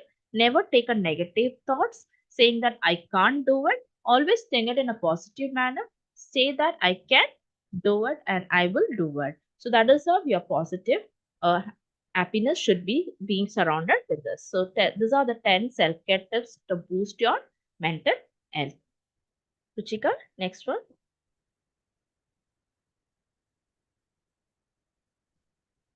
So how you can support someone with mental illness? So you are coming across your work atmosphere or your friends, your peer groups, how you can support someone. So listen to them without judging. Never judge them. Never say that I have undergone, I have been this situation, no matter, no problem. No, it's not like that. Each person has got a different aspect, way of expressing, or they have a different kind of thoughts, what they want to tell. Listen carefully without judging. Don't judge them. Don't say it's okay, everybody has got that. Never do that. Listen carefully so that their stress is being reduced, so they can share all your things and be it very confidential. Never share whatever they have shared with you to other third person, and that again cause them to an a more stressful. Encouraging them to seek a professional help, and when you feel that that person is going somewhere wrong and that person is losing their control, immediately advise that person to take a professional help or seek a professional help by a psychologist. Educate yourself about their condition, so understand what they are undergoing and what is the situation they are in, that particular situation they are being. Understand that, and then offer a practical assistance with daily tasks. Help them out in case in the office they are not able to complete their task. Just give them a practical assistance. Teach them how you can overcome that task, and giving them a special assistance. Then be patient and understanding. Never get frustrated by yourself or never be annoying to them. Be patient to them. Foster a supportive and non-stigmatized environment. Never put them down or never foster them. We always foster them and be supportive with them. Never stigmatize in the environment, and keep communication open and honest. Never give them a fake promises. Always keep a communication which is open and honest, and advocate for their needs whenever necessary. Whenever they require whenever they are into a problem, raise voices for them and be a supportive people for them. Protective self-care and well-being. Promote self-care and well-being. Always help them with the self-care and being a well-being. Next slide, Ruchika. So Um, 5 minutes mental Tanuja, health. let's if we can, it's beyond 5:30, so let's Okay, if sure, we sure. can speed up. Yeah. This is the last slide, I think. 5 minutes mental health check. So what you have to do, you have to just check it out whether I have taken a regular meal and it is very healthy, whether I have spent time within the fresh air, and whether I have showered. When we have a bad mental illness, we will never be taking care of our self personal hygiene. Ensure that you're having a proper personal hygiene. Have I connected with someone whom I love? Maybe with your parents or beloved, or with you're in a relationship. Check that all this whether you're having a proper this is the checklist which you have to ensure that you have a 5 minutes done it. Okay. Yes, Ruchika. Next is I've have I been comparing my real life to other people's highlight in real. Okay, whether I have been comparing, have I moved my body part today, whether I have moved my body, whether I have gone for a walk, have I been thinking kind of thoughts to myself, and am I getting enough sleep? This is the mental health checklist which you have to keep checking every day to overcome. So everyone you meet is fighting a battle. You know nothing about being kind. So this has been a wonderful quote which has been said by Robin Williams. So everyone is fighting a battle. So you know nothing about being kind. So we have to be kind with them. Thank you for listening this webinar patiently, and thank you for you, Nitina, for organizing a wonderful webinar on this beyond burnout, tackling the mental health crisis in healthcare. So we'll go with the queries, Ruchika. Sure, sure. So let's see what are the questions that we have. All right. Well, there is a question from Aljus asking, does a person under stress, is he or she at a higher risk for a heart attack? See, this is like panic attack. As I said, the symptoms of panic attack, that is exactly relating to the when you have a eye stress, you feel chest tightness, you feel like you have a heavy headedness. That doesn't mean that you have a cardiac arrest. Okay, only and until you are being diagnosed with a cardiac arrest, or you are being diagnosed with a cardiac elements or heart problem, only then you will be having a kind of a cardiac arrest. Because of the stress, you need not to go for the cardiac arrest. The only thing is you have to do is you have to manage that stress and overcome. Because once you have the stress, you will have a panic attack. That is like chest tightness. That is equivalent to a cardiac arrest. Thank you for answering that.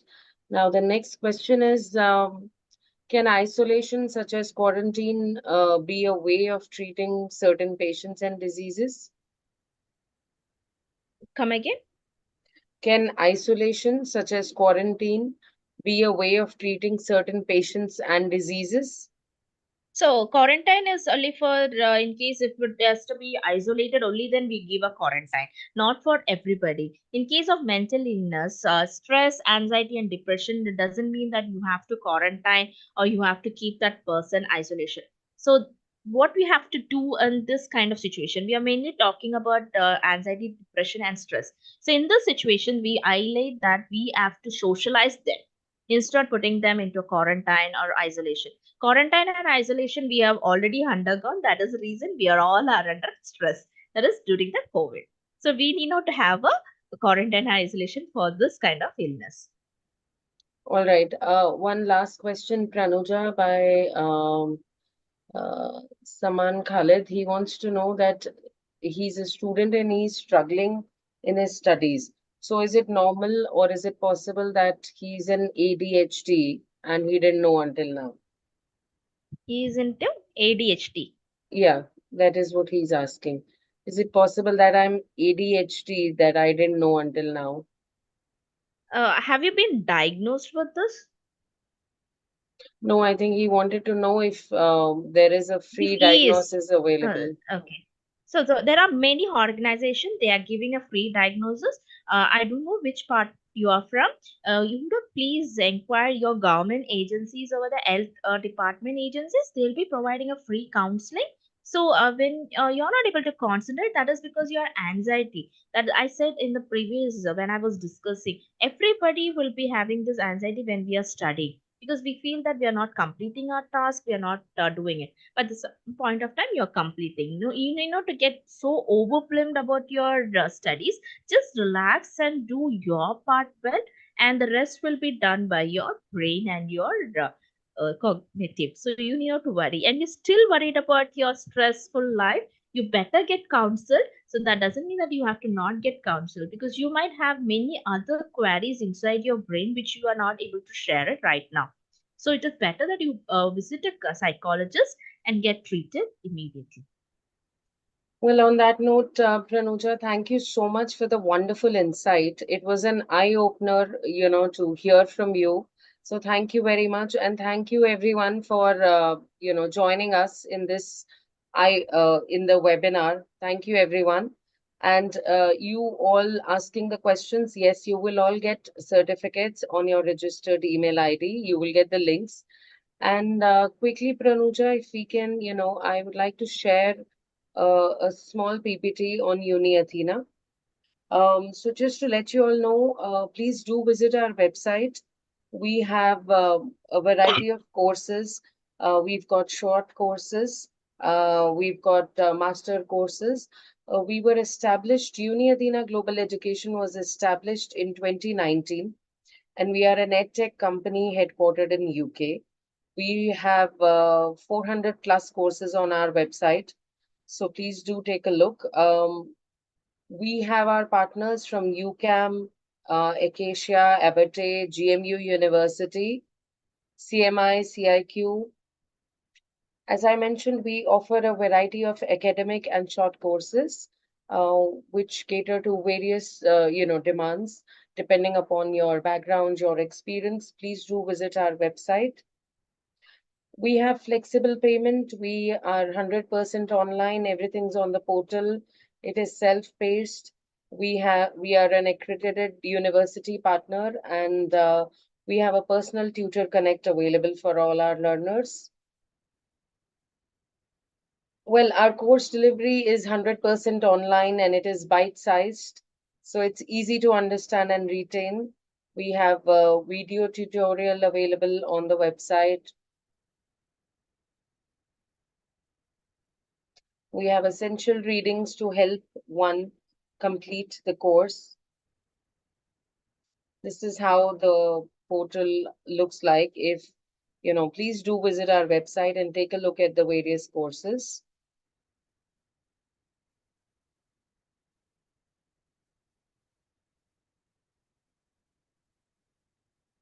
So our website is www.uniathena.com. We are headquartered in India, UK, Middle East. And for any admissions, any queries, please reach out to admissions@uniathena.com and fatima@uniathena.com. Thank you so much, everyone, for being uh, online with us for more than 2 hours. Really appreciate. Thank you very much, Pranuja, for a wonderful session. Thank you. Thank you so much, Ruchika, for being with me for the entire session, and the Nitina team for working out and giving me a wonderful opportunity. And thank you for all the participants who have joined this webinar. I hope this would have given a high opener for you all. And you not to worry that you guys are in anxiety and depression and all that kind of stuff. Need not to worry. Everybody will have anxiety, depression. When you're crossing the limit of more than 5, then you need to get counseled, And in the initial stage, get treated and stay healthy and have healthy and cut short your screen time. That would itself would reduce your anxiety and depression. Okay. And God bless you all. Thank you. Thank you so Thank much. you, Pranuja. Thank you. Okay. Thank you, everyone. Have a great week.